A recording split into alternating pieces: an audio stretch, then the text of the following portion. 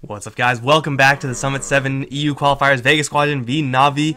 It's going to be going into Game 2 now, as Vega did thrash NaVi Game 1. This draft was way too fast. These picks happened in actually 10 seconds. So, yeah, we have ourselves some heroes. I'm Mike Loris, going to be joined by Kefka for this second game. NaVi slam pick Darkseer Slardar, no hesitation. And this does seem to be their bread and butter. This is something that they're very comfortable with. Yeah, this hero has become super popular the last few weeks. Maybe less than that, honestly. Last maybe 2 weeks most. Darkseer has been kind of like forgotten, and then like at the end of the major, like everyone's like, "Oh my god, this hero! We forgot about this hero. Why? We totally have never tested this hero, but this hero is actually still broken, even though they nerfed him extremely heavily. He's super hard to play now in laning stage. I really want to see. I love watching Darkseer's early game now because I have no clue what to do against Squire, Talon, and Gujango. But interesting to see how NaVi is gonna run it. I'm a bit scared because this draft is also super fast, and last game was also super fast. But then Vega kinda outdrafted NaVi, so maybe NaVi should take it a bit more slowly this time. And we'll see what Vega does here. They kind of need. They don't have a good. I don't think they can salvage their safe lane. Like if Darkseer Slardar decides to go aggressive, their safe lane is not gonna probably be able to win against that. Warlock can just heal the Terrorblade constantly, and that's how you play the lane. You just try and farm. And I think Vega should pick some roamers to really punish the other lanes of NaVi. Maybe get an Earth Spirit. Sioma plays, what does he play? He plays a Tusk actually even. And if heroes like this, to just punish the other lanes, and you're gonna sack your safe lane to an extent, and just get Terrorblade as much as you can. We saw him play Spirit Breaker last game. That was, I would say, mostly a response to the Nature's Prophet on the NaVi side. But wow, Kefka with the reads. As well done, man. Well done. That's a tough one to get out there. But Tusk, definitely one of those heroes like Earth Spirit, like the Monkey King, who can, and perhaps to a slightly lesser extent, but still pretty substantially control the map on a little bit more of a roaming scale. And you're going up against two melee heroes already, so Tusk will have some pretty nice offensive and defensive capabilities here. Like NaVi looking for a pretty big team fight setup off the back of this Darkseer. Of course, Static Storm and all that jazz. Pretty deadly until Snowball is thrown into the mix, and you can just grab them from outside of it if you're Tusk on the outside, and you're good to go. Of course, it's a really kind of narrow application, but you got to remember that defensive power from the Tusk as well. Vega Squadron, as you said, will probably just leave this Terrorblade kind of out to dry, and for NaVi, their draft pretty quickly as well, but you know what? They're not going into this like super narrow strategy where they're not picking up any team fight and just going for like global heroes who are pretty easily hard countered.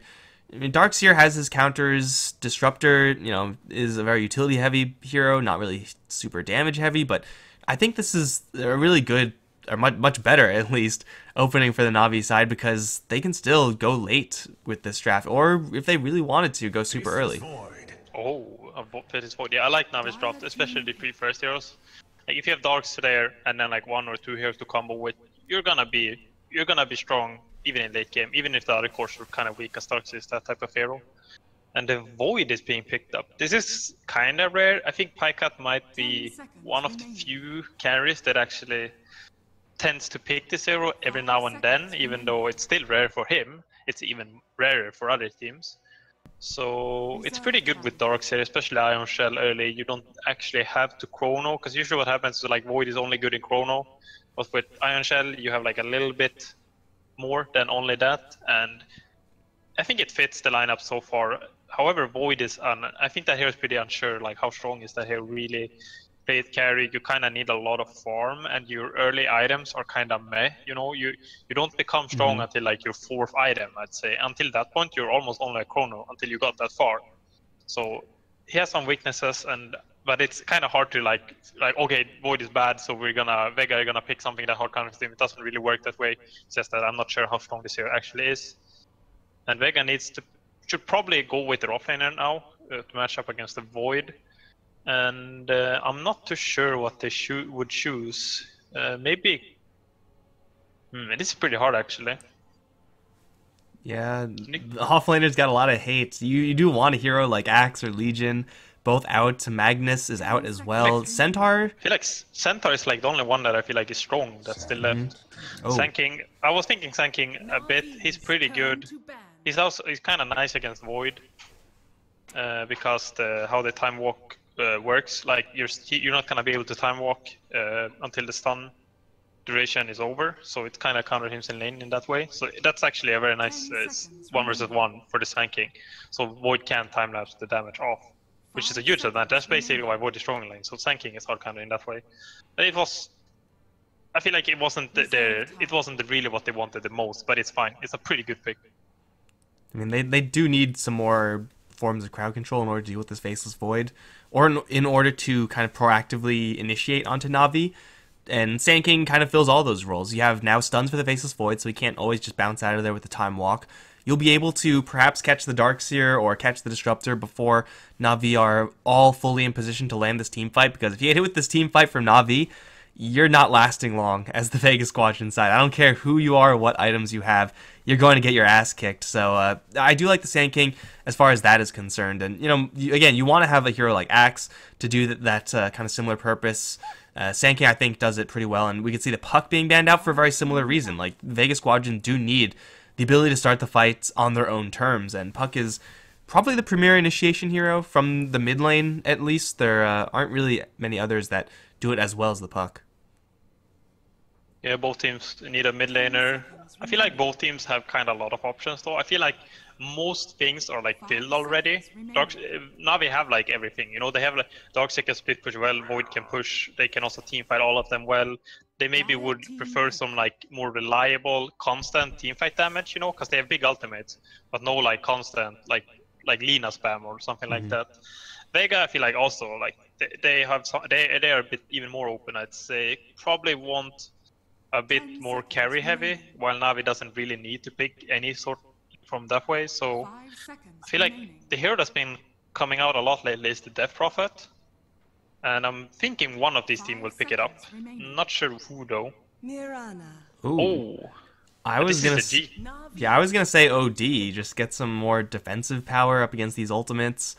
Have a solid lane matchup for whatever lane opponent you're going to be going up against, but screw that. That's boring. Got Mirana picked up from Vega Squadron. Haven't seen this hero in actually months, so yeah, we'll see how well this hero is able to perform. Again, another proactive initiator.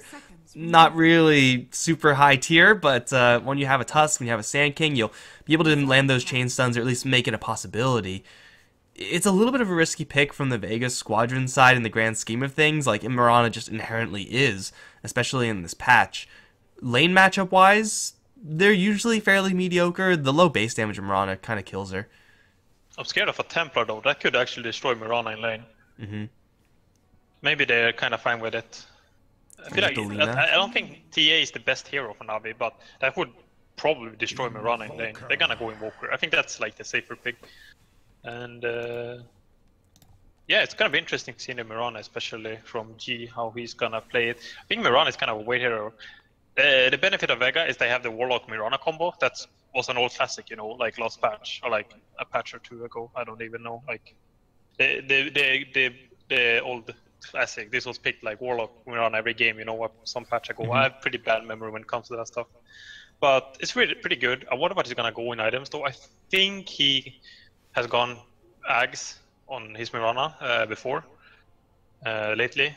But I feel like you have more options now. You can go on Midas into like Dragon Mjolnir if you want. I feel like that's pretty good right now. But I'm assuming it's gonna be an Ags. It's just fits so well with Warlock especially. But I think both, this is a more even draft, I'd say. Definitely not a big advantage for either team. They are kind of like, they're not as niche as Navi was last game. Neither team was like, okay, we have to play it this way, we have no other options. So it's gonna be more interesting. I hope. Last game kind of ended anticlimactic. It was like, oh, now they just went high ground and they won the game straight up, and now we couldn't do anything about it. So I'm really hoping for a more interesting game. I really like how they have just a hero that's very elusive, a hero that can split push very well. If it is going to be a Maelstrom build-up at any stage or an Aghanim Scepter build-up, between that and the Moonlight Shadow, Vega Squadron will be able to just split push and try to avoid these team fights. They, again, don't really have much of a chance if that happens. They do have to rely a little bit more on splitting up the map. And this Mirana will allow them to do that. Like, she is just an absolute crazy split pusher. If she is going to get that extra Star Storm, she's going to get some extra lightning damage. So, a hero that is able to keep mobile, pretty important. And, well, we'll see if NaVi can kind of pin her down. They do have more than enough tools in order to do that. But for right now, no huge interaction between the teams. So let's see who's going to be playing what. NaVi gonna slap General with the Darkseer going up towards top. Dendi on his Invoker, just firing out Sunstrikes galore. Pycat is on that Faceless Void. We'll see how successful he's able to get in this game. Biver is on the Disruptor once again, and that leaves the Slardar Siniko. It's gonna be on the Roam Boots first. Yeah, and it looks like Vega are going aggro tri-lane actually with Aloadance on Terrorblade. It seems that way at least. Not sure if they're gonna do really weird lanes because Silent is kind of heading top on the Warlock. Oh, Afterlife, can you get the shoot? I think you need to get out. Oh, he got... Oh god, that was not good. I think Soneko should have chased that. Yeah. I am certain that was... maybe not a kill. You get the bounty rune, so that's already a win. You have Ion Shell on you. You have the Boots advantage. You've at least forced out another Burrow Strike, which just takes out a little bit more mana from the Sand King, who doesn't have any clarities or anything like that. It would have been a really just like cost-effective damage play, but you know what? With the Burrow Strike, he probably doesn't get the kill, so it is going to be a little bit of a lane switcheroo here, as we have Sioma on the Tusk, roaming about Terrorblade and Warlock. They will pressure back the Faceless Void for as long as Metamorph is active, but after that, then NaVi actually have a pretty good shot at just manhandling their numbers advantage lane. I'm gonna be fun to watch to see how long they stay down here. I feel like this might be just be like a 2-minute play or something, because staying down here for long seems disadvantageous. But I'm not sure. We've seen this before actually with Terrorblade aggressive tri-lanes. It kinda seems off, but then it's like actually pretty good. Maybe not amazing, but it works. But Darkseer is still gonna have a good time top lane. Sand King is a good matchup, but he kinda got harassed early. He hasn't picked up his stout because he couldn't get the bounty, so it's pretty awkward for him. And in mid lane, I'm not sure. I think this is very 50-50. I think G is very comfortable in this matchup and is probably gonna do fine against then this Invoker.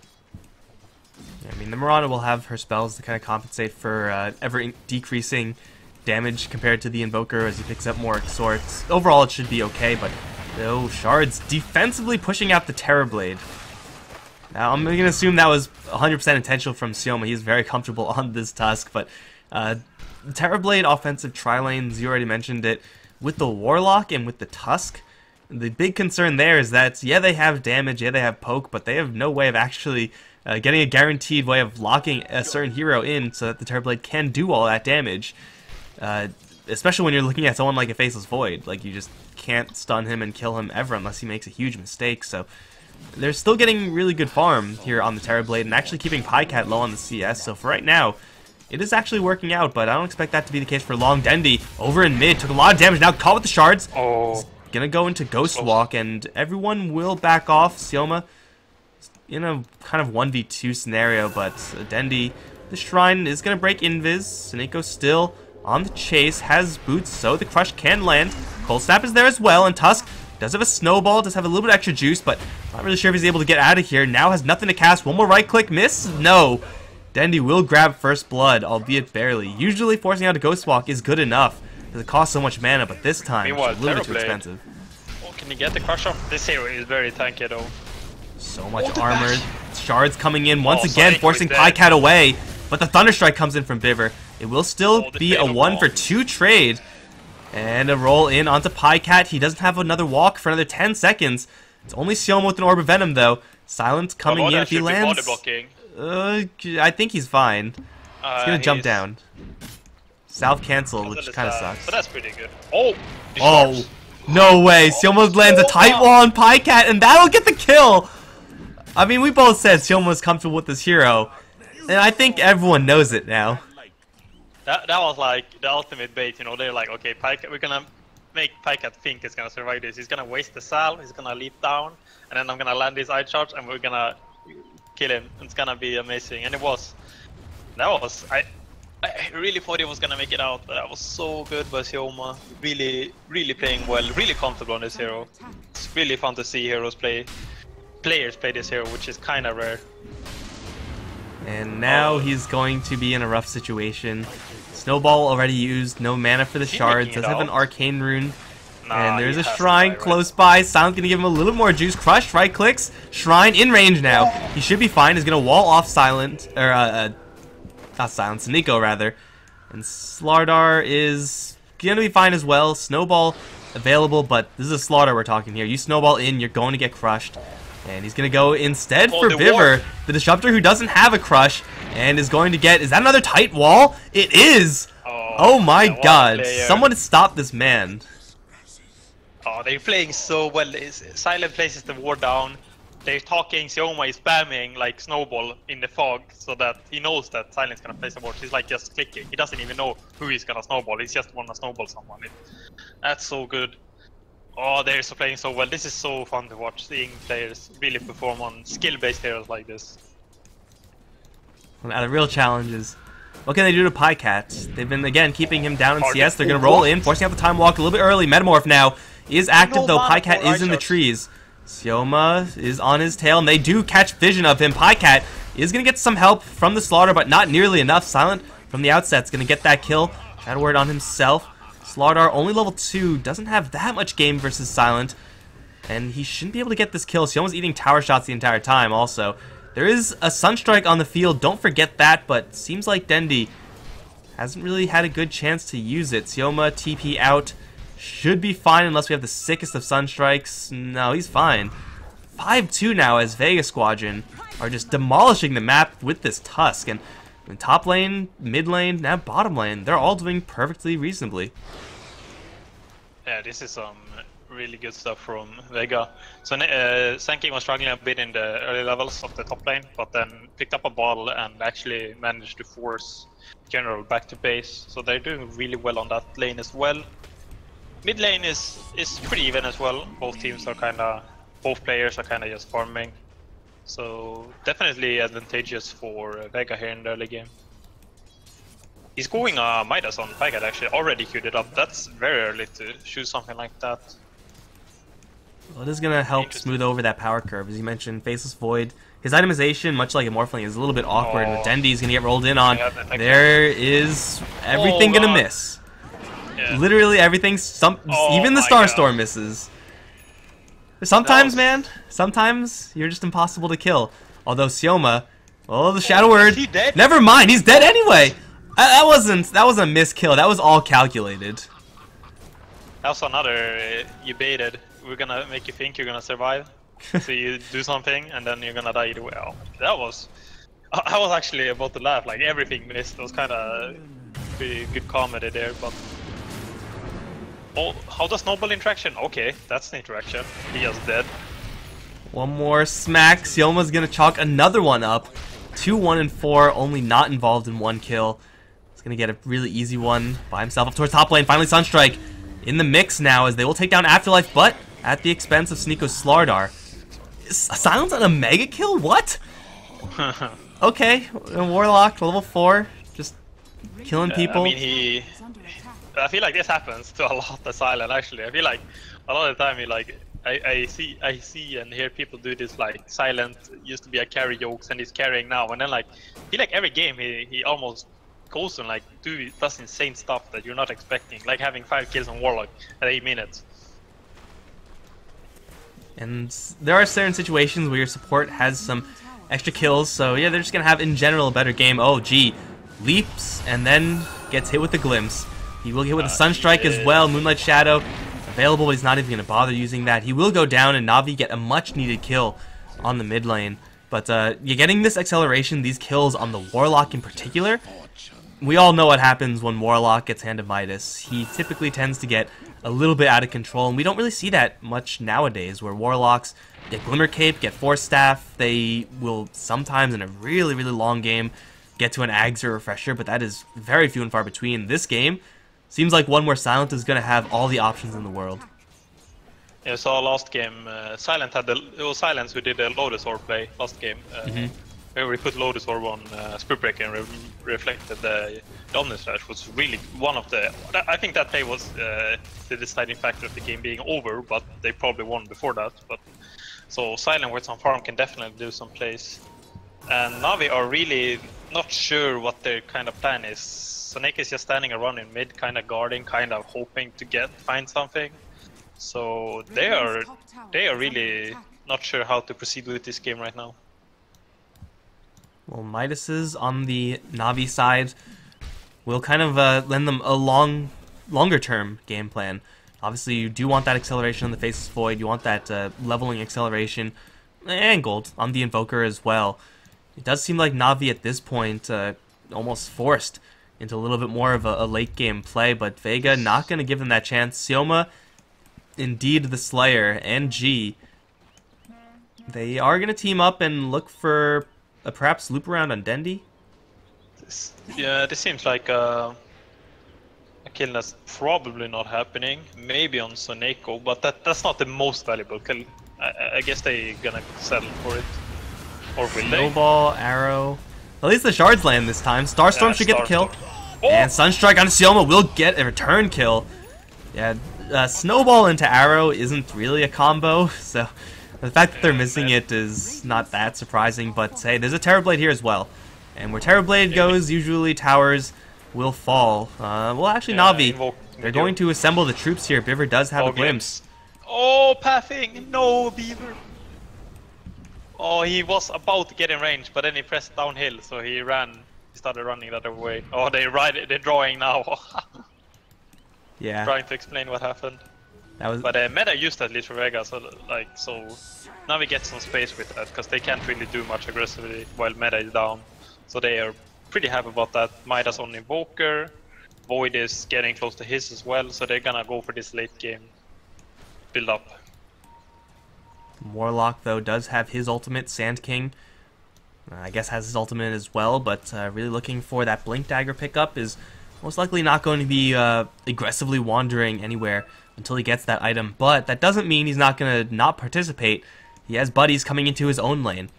With these ultimates and the amount of control they have, they can smash these heroes if they do get a Burrow Strike to open up. And Afterlife now has an opportunity to start with that Burrow Strike onto the Slardar. Is going to get some help with the Chaotic Offering. Snowball going to arrive as well. They're going to focus on the General with the Tusk. Vacuum back. Not going to do anything. And now, well, they'll just say, okay, General, you can live, but the Slardar, you cannot. They'll get another kill.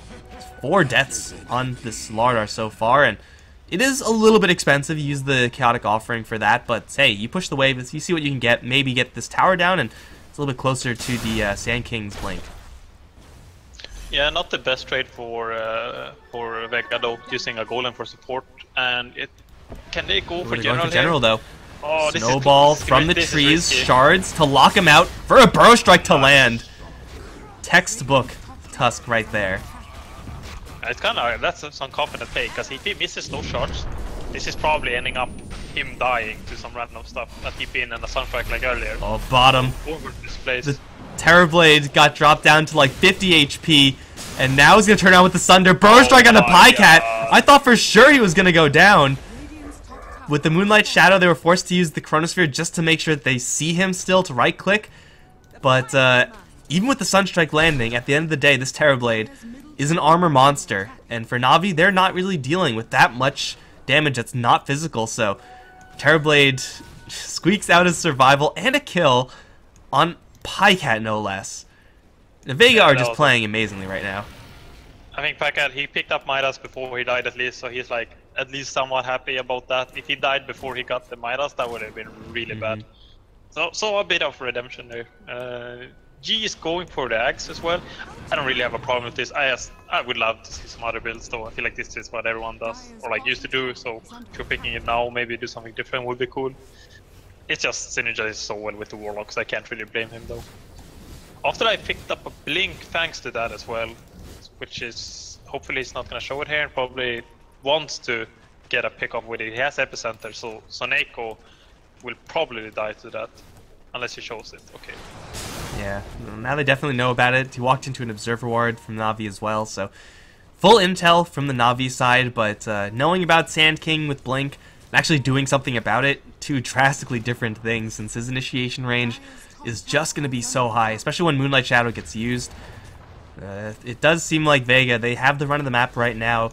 Still mid lane tower, an objective that they want to bring down just so that they can get more kill opportunities across the map. And, I mean, it probably will fall, it's already super weak, but they're looking for a kill on top of that, and it will be onto this Disruptor. Shards can limit his space, but not really do all that much. Mirana Arrow will connect from nowhere with the stars to fall. That'll be the death of the Disruptor, and that will guarantee this tower as well.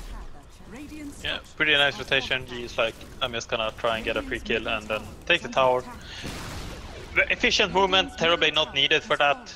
Just G and a random Sioma spell. Oh, Invoker. This could be really bad. Full Epicenter channel, vacuum back, but there's no follow-up, and now the Chaotic Offering is going to drop. They do Chronosphere, only the Warlock, a completely useless target at this stage. Burst Strike through with the stars to fall. That'll kill off the Slardar.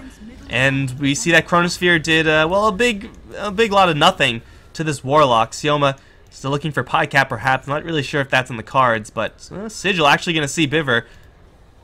Maybe just on the edge. Either way, it's still a 2-0, and NaVi don't really have that many big ultimates left. Now the Shards and the Blink Forward from Afterlife. They're going to chain stun Biver and kill him off in an instant with an illusion from the Terrorblade, whatever works. And they're going to group up on this top tier 2 and get that as well. NaVi have all these big ultimates, but you know what? If you're only using Chronosphere on the Warlock who already dropped the rock, it seems like this Faceless Void at that point is just an irrelevant hero. Yeah, the problem is that then is basically all the damage in Chrono. Pika doesn't really do any right clicks at this stage, so they really need Dendy to be alive to just sunstrike a target and in a Chrono, and that person will at least die most likely. But now they kind of threw all their ultimates that they kind of can't afford to just spend like this, and now they lost 2 towers, and the map control is gonna be so much in Vega's favor that this the net worth and experience graph is just gonna go snowball in Vega's favor now. And I feel like NaVi doesn't really have much options. They can contest Roche, but they I think they need to really look for late game now, like almost give up everything to just get as much as they can themselves, and maybe counter when Vegas try to gank like they're doing now. But there's it seems no like counter. Denny's just gonna die. Yeah. He has a lot of creeps here, so landing an arrow... Okay, never mind. Well, all the creeps are going to leave him alone, and now the arrow's going to chain stun. Epicenter as well. Ghost Walk not going to save you here, Dendy. And he will get picked off. You have to make those plays as the Invoker. You have to push the wave out. You have to try to get as much farm as you can possibly get. Because, you know, there are only so many safe places to farm. Your Slaughter desperately needs his Blink Dagger, and... well, everyone on NaVi really needs a lot of cash. General's going to vacuum back the Terrorblade. Static Storm, going to lock him in. They do have Moonlight Shadow, a little bit of backup coming in from the Burst Strike. He does have a Sunder, he's going to get it off onto the General. Now here comes the Stars. That'll crush the Darkseer. Biver's going to teleport out of here. The Slardar into the trees will be spotted. He has no blink to get himself out of there. They're going to focus onto the hero that matters. It's Pycat. He's stuck, has a time walk, but with the punch in the face, will not be going anywhere. And it's going to be, again, somehow this Terrorblade surviving and turning around for 2 huge profile kills. Yeah, and that wasn't even a golem used either. That's Vega are so quick to rotate as well. Like they Silent is standing there, and then as soon as the wall gets dropped there, like everyone TPs in. Sand King just comes in, Tusk comes in, they just blows everything with the Fatal Bonds that isn't even that high level, so still insane damage. And now the golem's up and there's a meta. I wonder how far Vega will push this. I think they could think about high ground here. They seems like they want to kill Dendy again though. Well, they're not going to say no. They drop a rock for it. With no Epicenter, it's going to be close. Lots of damage and will be enough with the Immolation. That's only level 1 Warlock. Warlock That's Ultimate. Worth it. But yeah, super worth it. And bottom lane? They're going to go in now for General. Yeah, there goes General. There goes Slardar. They did like 50 damage to the Terrorblade. I mean, the Terrorblade is not going to die to those heroes. Like, they just don't have enough damage to kill him off. And even if he didn't have backup there, I'm pretty sure with the Sunder, he just 2v1s them. Yeah, they are so far ahead. Silence higher than Pika, who is the highest farmed in his team. Oh my god. This is a slaughter so far. NaVi's high ground is insanely good though if they can get their basic items, as in Darkseer Blink and Soneko blink, then they become strong. And it's gonna be hard for Vega to push, but they need to get there before that as well. And Vega have all the tools to close out this game earlier than that. They can clear Roche as their next objective, Vega. Not really sure if they want to use Metamorph for that. They probably don't need to, simply because NaVi will not really be super eager to, teleport out and try to crash Roshan. It is one of their stronger suits, NaVi, just the ability to team fight in that close quarters area, but at this point they're going to be playing very, very cautiously. Once you get the Aegis, it's, not really the best on some of these Vega heroes. Pretty good on the Mirana, only mediocre on the Terrorblade, but still, the high ground is going to be under siege soon, and NaVi, do they have that Blink Dagger yet on the Slardar? No, still 400 off.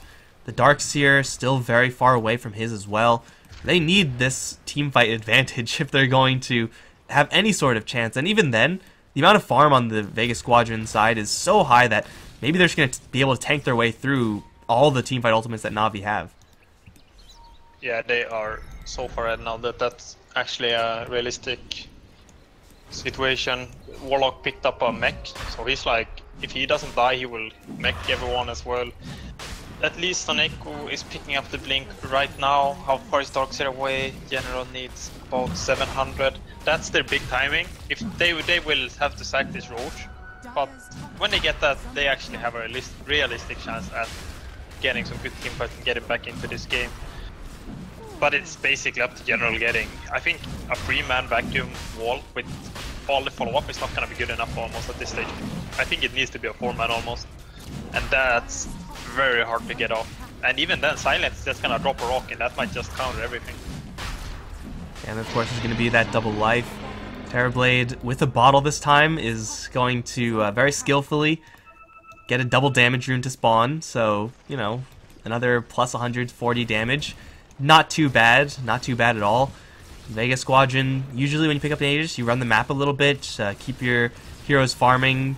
They don't really have to at this point, since they do have that double damage.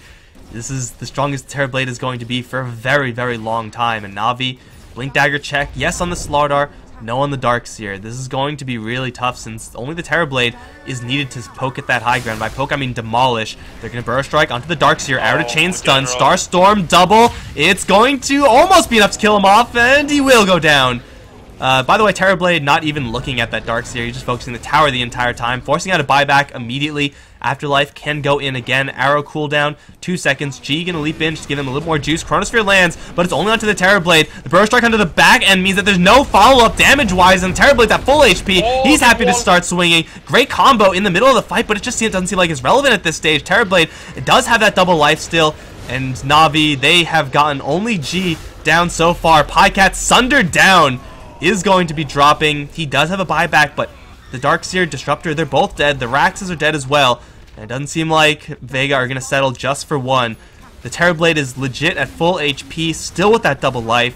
And no Mirana, no problem. NaVi, I don't know what they can possibly do about this. Imoku is not even close to being strong enough to do anything about this. Soneko baiting them in maybe, but gonna get rolled in on. Sioma is separated, so maybe they'll kill off a Tusk, but it's a Tusk, so Afterlife can land a huge Burrow Strike in the back. Flaming Fist's going to go to work onto Dendi. Afterlife glimpsed right back in. Sandstorm out. Soneko still alive, although dropping very quickly to an illusion.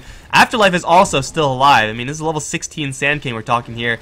Rax on bottom will survive as well. And Vega will call it quits, at least for right now. Maybe going to fill the tanks, wait for some cooldowns, but the damage has already been done. Like, Rax mid, a bunch of buybacks being pulled out, and Vega lost 2 heroes. Tusk died. Did anyone else die? G died like very early on. Okay. Yeah, I mean, this Terrorblade is just... This is the same story as last game, but even worse, honestly. I guess Terrorblade is not as bad as it was last game, but his teammates are also mega fat, so kind of makes up for it. they need the blink on Darkseid. They can't do anything honestly without it. Like him having buyback, I wonder if they almost just sacked the racks just to get him that blink. That might have been the better decision. But even then, Vega are so far ahead, they can play it so easy and not even be close to each other because the Terrorblade is basically unstoppable. Gonna get a crew of illusions, has Afterlife with the blink behind him, as well as G's arrow to follow up, and they're gonna go first for Dendi. So much damage from this Terrorblade. Dendi will survive, and they'll drop a Chronosphere again, only onto the Terrorblade. There's no damage follow-up because G is gonna jump in and assassinate Dendi. Terrorblade barely took a scratch from that. Huge three-man Burrow Strike from Afterlife, and the Snowball follow-up, chain stunning perfectly. Static Storm does drop onto 2, but no one's focusing this Terrorblade, who's just carving through Navi. General's the next one to die. Pycat and Dendi just versus Terrorblade. I don't think they have a chance there. The racks will fall, and that is going to be GG. Man, I thought game 1 was convincing, and then game 2 happened. Yeah, this just became a disaster so fast for Navi. They really focused Dendi this game. When he was pushing, they committed a lot to kill him. And then Navi tried to respond by killing people on the other side of the map, but Vega were just too ready and too strong for that, and just killed on both sides of the lanes. Then 2 times in a row, similar things like that happened. And I don't know, I kind of want to call it an outdraft, but I don't feel like it was an outdraft either. I feel like Vega just really capitalized on the small mistakes from Navi. I mean, Navi have... I'm not really sure if the Faceless Void was necessarily the pick. It does seem like perhaps overloading on Teamfight. Maybe you can make that argument, but at the same time, this Faceless Void was under the gun for the farm race, so he was really struggling in that regard, especially when compared to what the Terrorblade was getting. His Chronospheres didn't get them a single kill, right? Like, every single time it was only on one guy, and it was mostly on Terrorblade, and he just sundered immediately afterwards. So, yeah, definitely the Faceless Void not really working out. But also, you gotta consider Sioma's Tusk. I don't care what heroes you have. If you're facing up against a Tusk that's playing that well, what the hell are you supposed to do, man? Sioma was doing some unrealistic things on this hero. His early game was beyond godlike. It was so good, and I think Navi, they just weren't sure really how to deal with him. And then when mid game hits, they're trying to greed, and they should be for sure, but they're not. They needed their timings to hit a little bit before they hit. They needed the Darkseid Slaughter Blink combo earlier. That combo needs to carry them until the late game, where Void and Invoker can start doing some work. But they didn't manage to get there, and then the buyback on General to try and save mid-racks. It's just, from that point, it's basically game over. You really needed that Blink. Even skipping mech might have been worth it, even though I generally don't think that's a good option. But they needed to be able to teamfight Vega, and because they were not split pushing at all, Vega were punishing everything. They needed to be able to start a fight. Every single fight that started, I mean, you could blink Chronosphere or Time Walk Chronosphere, but Sand King, Mirana, Tusk, all able to bypass that bubble and get to the soft backline of Navi. No real follow-up because they couldn't initiate fast enough with enough heroes, but always a bummer when you have just one best of 3 and it goes 2 games that are both like 30 minutes long. Really awkward for everyone involved, but you know what? It's still going to be Vega to move on to the next phase of the Summit 7 qualifiers. Their opponent, not revealed just yet. It's either going to be Alliance or Cloud9, who are going to be playing tomorrow, I think, at the same time. Yeah, tomorrow, same time, so they will have an opponent there. Navi are going to still have a shot, I believe. This is a 2 teams advance, and there will be a lower bracket, so Navi aren't out, but they do definitely need to reevaluate where they stand, because Vega just absolutely destroyed them. Guys, if you enjoyed the games, there are going to be, I don't think any more from Summit today, but you know what? Summit is still very young. The qualifier is still young. Be sure to stick around for that. If you're not following Beyond the Summit, what the hell are you doing with your life? If you enjoyed the casting, I'm Mike Loris. You can follow me at Mike Loris on Twitter. My co-caster Kefka, you can follow him at Kefka Dota. It's all in the title, and you guys can figure it out yourselves, I'm sure. Do you have any final words before we shut this down?